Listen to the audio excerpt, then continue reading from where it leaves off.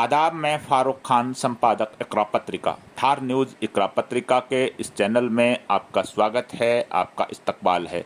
सबसे पहले मेरी आपसे गुजारिश कि आप इस चैनल को ज़्यादा से ज़्यादा लाइक करें, शेयर करें, सब्सक्राइब करें, ताकि हमारे नए एपिसोड हैं वो जल्द से जल्द आप तक पहुंच सकें।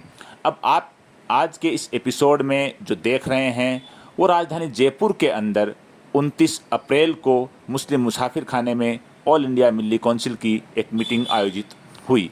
इस मीटिंग में किशनपोल विधायक अमीन कागजी भी आए और उन्होंने जो अपनी स्पीच दी, उस स्पीच के अंदर मैक्सिमम हिस्सा उनका मुस्लिम रहनुमाओं पर, मुस्लिम तंजीमों पर और मुस्लिम अवाम पर जो गुस्से का इजहार किया और एक तरह का उल्हाना दिया, वो इसके अंदर, इस एपिसोड के अंदर है। जो आप पूरा आखिर तक इस रिपोर्ट को देखेंगे तब आपके ये पूरी बात वजाहत के साथ समझ में आएगी कि विधायक अमीन कागजी ने मुस्लिम रहनुमाओं, मुस्लिम तंजीमों और मुस्लिम अवाम पर गुस्सा कैसे निकाला। अब आप इस पूरी रिपोर्ट को देखिए। आधे से ज्यादा आरएसएस के चड्डे कांग्रेस में भरे हुए हैं और पॉलिसी मेकिंग जो है उसमें भागीदारी कांग्रेसियों की है, वो आरएसएस के जो चड्डे कांग्रेस में भरे पड़े हैं। हमने झोलियां भर भर के, मुसलमानों ने 90% वोट कांग्रेस को दिया राजस्थान में। ये जो सरकार बनी बैठी है ये हमारे वोट से बनी बैठी है और आपको भागीदारी क्या दी? 1.5 मंत्री, अल्पसंख्यक मामलात का बजट है 100 और समथिंग करोड़। ये हमारे अमीन भाई को हज कमेटी थमा दी। अमीन भाई के डिप्टी होम मिनिस्टर बनने लायक नहीं थे क्या? है ना? अमीन भाई को हज कमेटी थमा दी। वो एक रफीक खान को जो है अल्पसंख्यक आयोग थमा दिया। तो क्या हमारा हम केवल वोट देने तक हैं? आज आप जायजा लीजिए। मैं शुक्रगुजार हूं मिल्ली काउंसिल वालों का, कम से कम आपने हिम्मत करके मीटिंग तो बुलाई। आप जायजा लीजिए। मैं नहीं कहता आप वेलफेयर को वोट दीजिए, मैं ये नहीं कहता आप एसडीपीआई को वोट दीजिए, लेकिन वोट की कीमत वसूलना तो सीखिए। कब तक आप सिर्फ बीजेपी को हराने के नाम पर वोट देते रहेंगे और कांग्रेसी आपके वोटों से सरकार बनाएंगे और आपके लोगों को क्या देंगे? हज कमेटी थमा देंगे, अल्पसंख्यक मामलात विभाग थमा देंगे, जायदा को शिक्षा राज्य मंत्री थमा देंगे। तो आप वोट दीजिए, बेशक कांग्रेस को दीजिए, लेकिन कम से कम वोट की कीमत वसूलना तो सीखिए। कीमत वसूल के दीजिए, या वैसे ही लाइन में लग के ये दिखाएंगे कि हमने बीजेपी को हराना है इसलिए को बीजेपी हारेगी क्या? सेंटर में आपसे नहीं हारी ना। और से जितना कुछ बुरा कर सकती थी वो कर रही है। आप राजस्थान में, यहाँ तो कांग्रेसी सरकार है ना, अभी घाटनिका में 2 नौजवानों को जिंदा जला दिया, एक नासिर और जुनैद का। उसके कातिल कांग्रेस सरकार अब तक गिरफ्तार कर पाई। हमारा हरदिल अजीज, 3 लोग गिरफ्तार हुए। हमारा हरदिल अजीज चीफ मिनिस्टर वहां गया तो उसने अपनी तकरीर में कहा कन्हैया का जो मर्डर हुआ उदयपुर में वो आतंकी घटना थी और नासिर और जुनैद का कत्ल हुआ वो इंसिडेंट था। समझ रहे हैं आप? मुसलमान 2 लोगों को जिंदा जलाया, वो इंसिडेंट है। उदयपुर में कत्ल हुआ वो आतंकी घटना है। हम कहते हैं कत्ल किसी का भी नहीं होना चाहिए। उदयपुर में जो कत्ल हुआ हम उसकी जितनी निंदा करें उतनी कम है, पर मुआवजे का मसला आया तो घाटनिका में कुछ और होता है और उदयपुर में कुछ और होता है।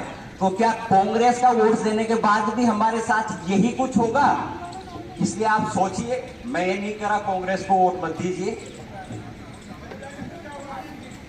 मंच पर उपस्थित जनाब मिल्ली काउंसिल के सदर और मेरे मरहूम वालिद के, आप और हम यहाँ बैठे हुए हैं पिछले 1.5 घंटे से।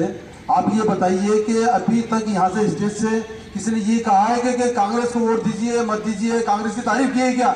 ये जो इल्जाम लगा रहा है ये बिल्कुल गलत लगा रहा है। मैंने सुनो, हमने ये कहा है कि हमने ये सुनो 2 मिनट, हमने ये कहा है यहाँ इस स्टेज से, मैंने खुद ने कहा है कि वोट देने का सियासी पार्टी को इलेक्शन लड़ने का हक होता है, चाहे कोई सी पार्टी हो। मैं सुनो एक मिनट, मैंने ये कहा है कि हमारे नुमाइंदे बेहतरीन नुमाइंदे आज की हालत में, उन्होंने उनसे जो हमने काम चाहा उन्होंने किया है, हमारी बात को संजीदगी से लिया है। और जो ये अभी जो 2-4 डिमांड मैंने बताई है। जहां तक मदरसों का सवाल है, मदरसों में जो पीछे हमने बात करी कि किताबें नहीं आई थी, किताबें दिलवाना शुरू करा, ड्रेसेस का इशू था, उनको अपग्रेड कैसे करें, उनके पास कागजात नहीं है। आज मैं चाहूं कि मैं किसी भी मदरसे में 2 लाख, 5 लाख, 10 लाख देके इस बिल्डिंग को सही कर दूं या सरकार से लगवा दूं, तो जो मदरसे जहां चल रहे हैं उनके पेपर ही नहीं है, उनके पास मालिकाना हक ही नहीं है। तो इन चीजों से हमको ग्राउंड लेवल पे जाके बात करने की जरूरत है कि हम किस तरीके से हम हमारे मदरसों को चलाएं, मॉडर्न एजुकेशन उसमें हो। सबकी हमारी यही इच्छा है कि हमारे बच्चे भी होनहार हैं। अच्छा, जहां तक मेरा एक्सपीरियंस है, बहुत सारे फैमिलीज बच्चे आते हैं एडमिशन के लिए, कोई हायर एजुकेशन के लिए, तो जहां तक टैलेंट का सवाल है, मैं यकीन के साथ कह रहा हूं कि हमारे बच्चों में बहुत टैलेंट है। उनकी परवरिश, उनको डायरेक्शन, उनको हम किस तरीके से एक पॉजिटिव डायरेक्शन दे सकें। सईद भाई ने कहा अभी कि इनकी एनजीओ की तरफ से बच्चे एमबीए कर रहे हैं, एमबीबीएस कर रहे हैं। ऐसे 10-5 एनजीओज खड़े हों, ये लोग काम करें, मौके पे जाके टैलेंट हंट करें। हम बातें करते हैं, आप बताइए मिल्ली काउंसिल ने ये मीटिंग करी, पिछले 15 दिन से 20 दिन से सब लोग लगे हुए हैं। कितने लोग आए जयपुर के यहाँ पे? किन लोगों को इन्होंने फोन नहीं करा? क्यों नहीं आए वो? हम कौम की बेदारी की बात कर रहे हैं, लोग तो सीरियस ही नहीं है। कहाँ है सीरियस बताओ? पॉलिटिकल 10-5-20 लोग आदमी हैं हमारे शहर में जो पॉलिटिकल एक्टिव रहते हैं। आज पूरे शहर में कैंप लग रहे हैं रात, फिर कहोगे आपके कांग्रेस की बड़ाई कर रहे हो। अरे भाई, कांग्रेस की बड़ाई करने लायक है। सैटेलाइट हॉस्पिटल मैंने लिया है वहां जालूपुरा में, जहां जानवरों का हॉस्पिटल है, उसकी बिल्डिंग टूट रही है, 40 करोड़ का सैटेलाइट हॉस्पिटल बना रहा हूं, उसका टेंडर हो गया। ये जो हमारा मोती कटला डिस्पेंसरी है, ये जयपुर की नंबर 1 डिस्पेंसरी थी किसी जमाने में, छोटा अस्पताल के नाम से जाना जाता था। यकीन मानिए, आप कह रहे हैं ना अशोक गहलोत क्या करते हैं, मेरे पास एसएमएस है, मैं व्हाट्सएप दिखा देता हूं।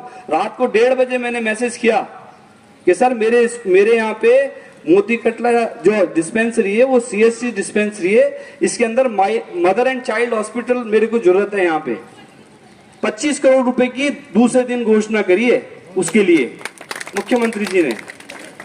आप बात कर रहे हैं कि कांग्रेस क्या कर रही है? कांग्रेस तो वही कर सकती है ना जो आप कहेंगे। हमारे हक पॉलिटिकल हक की बात मत करो, पॉलिटिकल हक भी मिलता है। जो आदमी सीरियस होता है, जो विजिबल होता है, दुनिया में दिखता है, समाज की सेवा करता है, पॉलिटिकल एक्टिविस्ट रहता है, उसको पॉलिटिकल हक मिलता है। घर बैठने से पॉलिटिकल हक मिलेगा? कोई नहीं देने आएगा आपको। आप कांग्रेस के प्रदर्शनों में आइए, आप 3 महीने पहले इलेक्शन के पहले एक्टिव होते हैं लोग और फिर कहते हैं हमारी पार्टी को दे दीजिए। क्यों दे देंगे? संघर्ष तो हम करें 4.5 साल तक लोगों के लिए, और फिर आप आके हमारा निजाम बिगाड़े।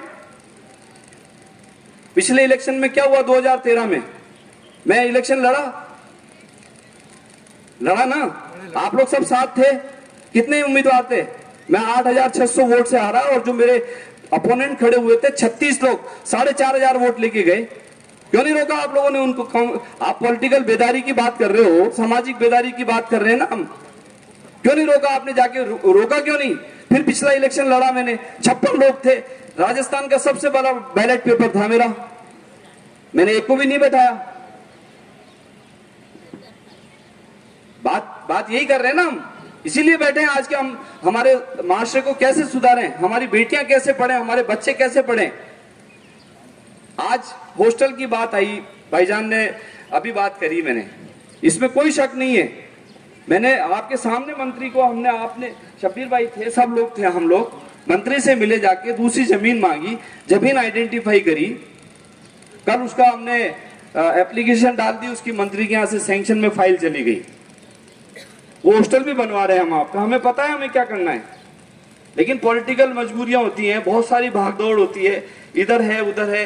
कई लोग, आज यूपी के हालात देख लीजिए आप, सब जानते हैं, आप या बहनें भी जानती हैं, आप भी जानते हैं। क्या ऐसा राजस्थान बनाना है? ऐसा राजस्थान बनाना चाहते हैं?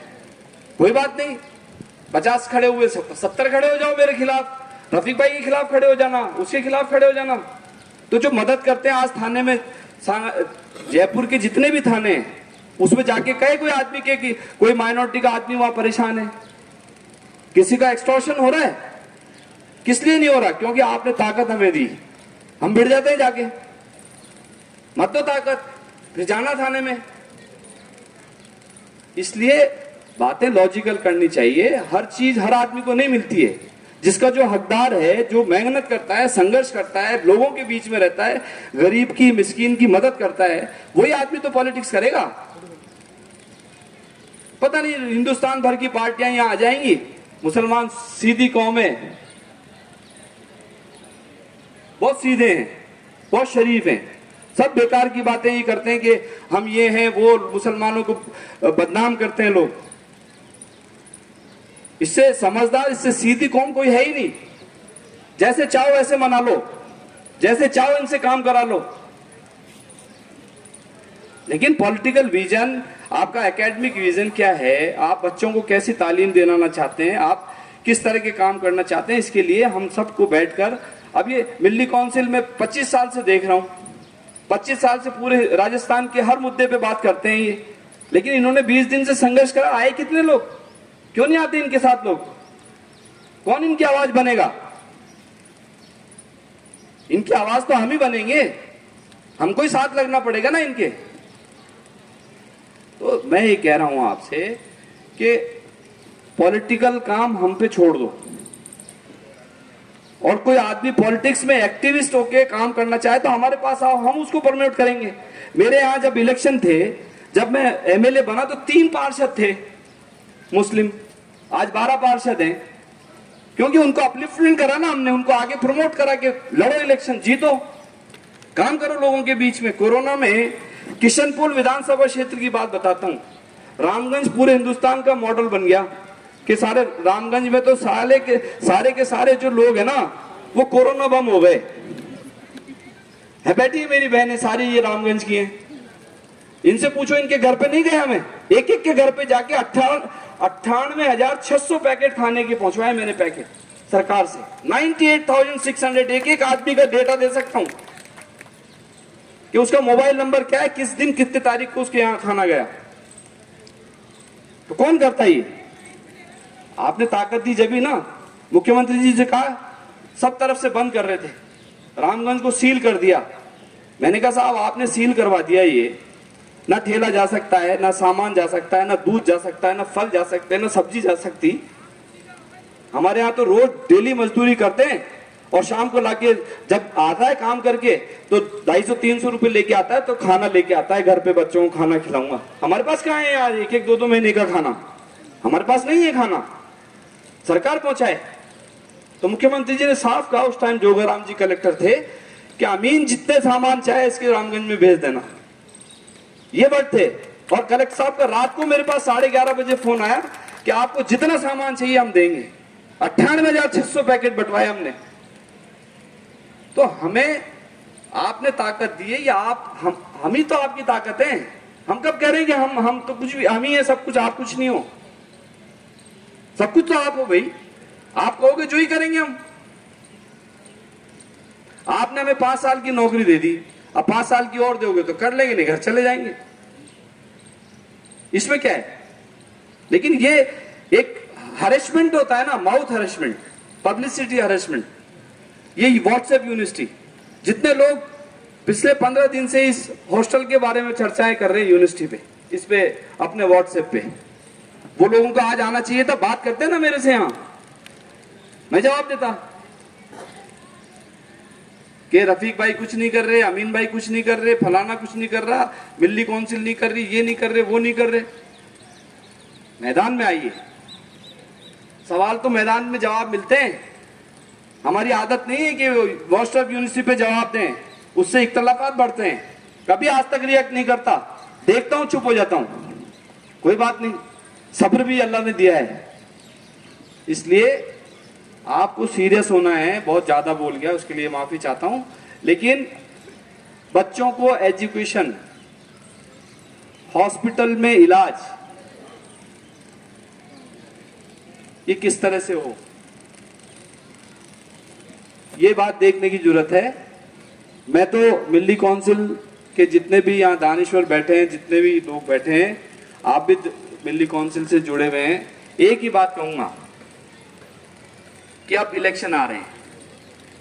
इलेक्शन जैसे जैसे आते हैं, बहुत सारे लोग आते हैं और आएंगे, कांग्रेस की बातें करेंगे, एमएलए की बातें करेंगे, आप लोगों को कहेंगे इसका ये, इसका वो, ये वो। इन चीजों में आने की जरूरत नहीं है। खुदा के वास्ते एक ही बात कहूंगा कि यूपी बनाने से रोकें।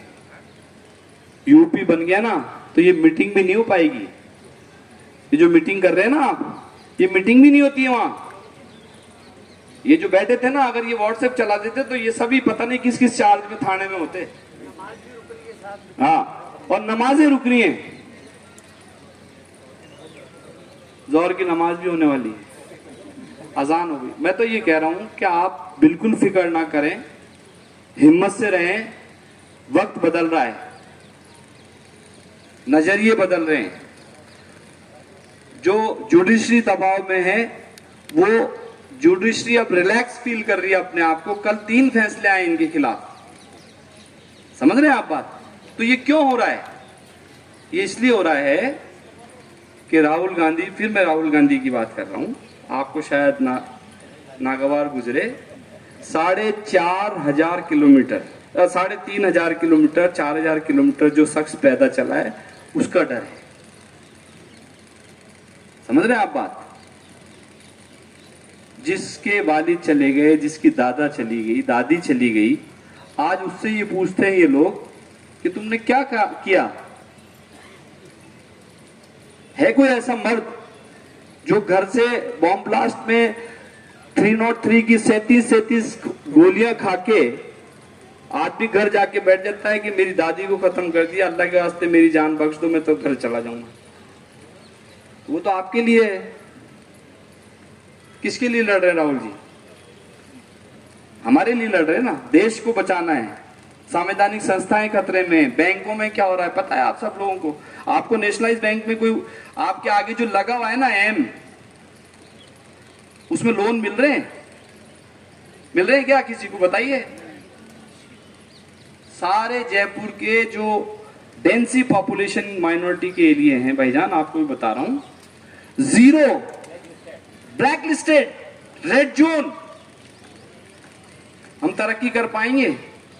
हमारा ये लड़का अगर चाहेगा कि इसको 10 लाख रुपए का पढ़ा लिखा, समझदार, ग्रेजुएट, डिग्री, डिप्लोमा इसके पास है, लेकिन बैकग्राउंड नहीं है, 10 लाख रुपए इसको कोई काम शुरू करने के लिए चाहिए, तो कौन देगा?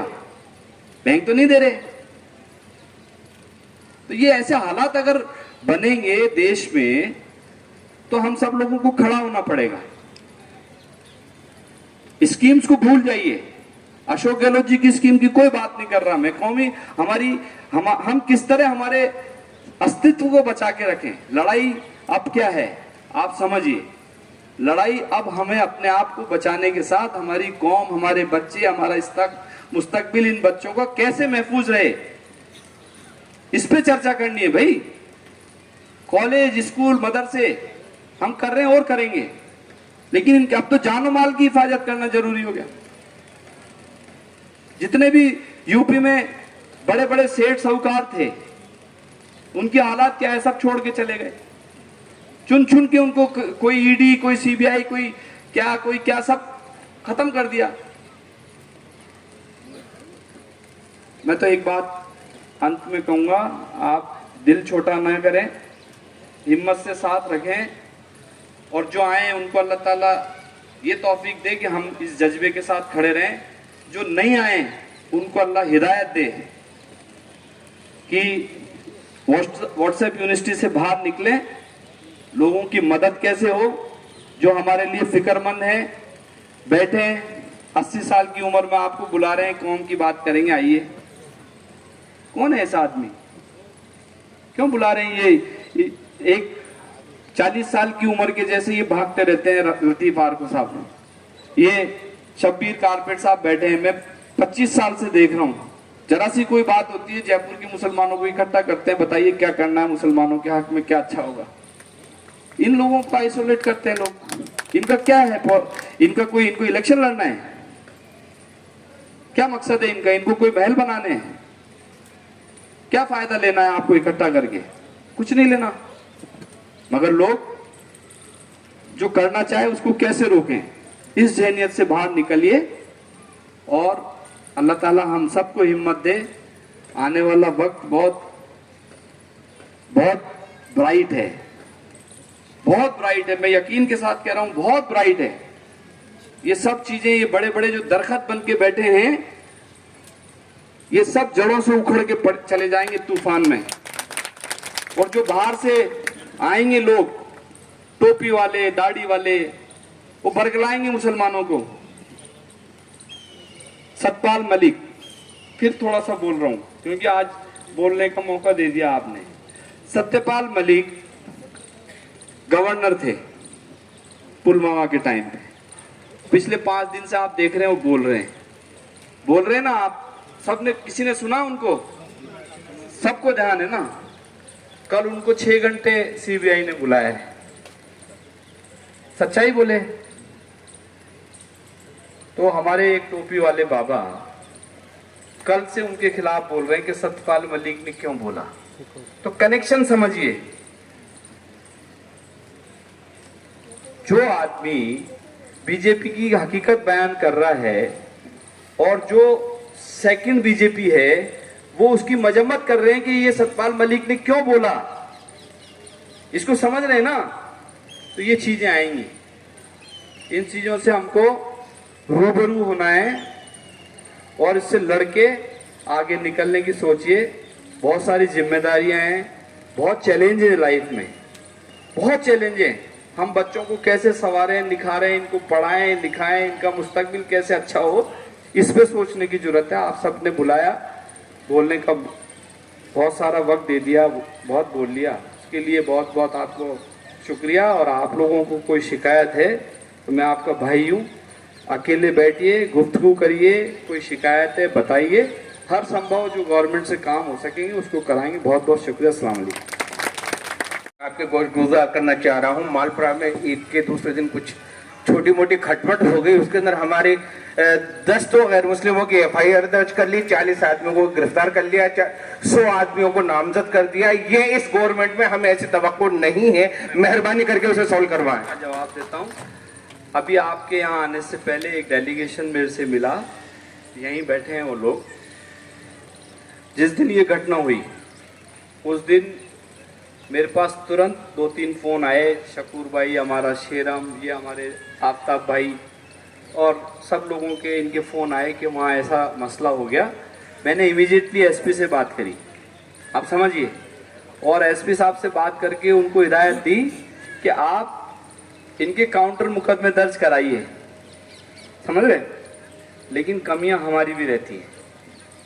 उस दिन डर गए और डर के जो चोटिल थे, जिनके जख्म लगे थे, जिनकी चोटें लगी थी, वो लोग थाने नहीं गए FIR दर्ज कराने। 3 दिन बाद जा रहे हैं। जब तक तो उन्होंने पहली जो FIR दर्ज करी थी उसमें बंद कर दिया उनको।